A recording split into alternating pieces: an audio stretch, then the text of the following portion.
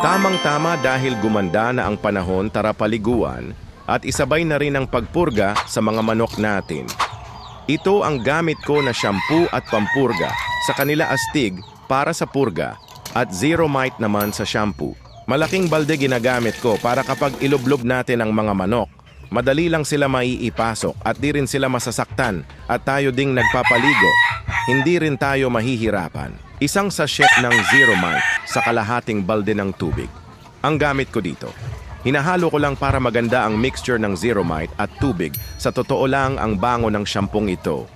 Iniisa-isa ko silang nilublob dito at sinisigurado kong basa ang buong katawan nila.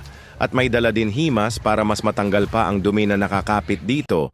Pagkatapos kong mapaliguan, binigyan ko na kaagad ng purga para maalis ang bulati sa kanilang katawan na umaagaw ng nutrient na mapupunta sana sa ating mga alagang manok.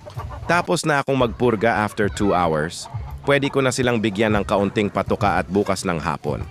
Magtuturok na ako ng B-complex yung lang mga kalodi. Kayo mga kalodi, ano diskarte nyo sa alaga nyong mga manok? Comment down below. Maraming salamat and happy farming!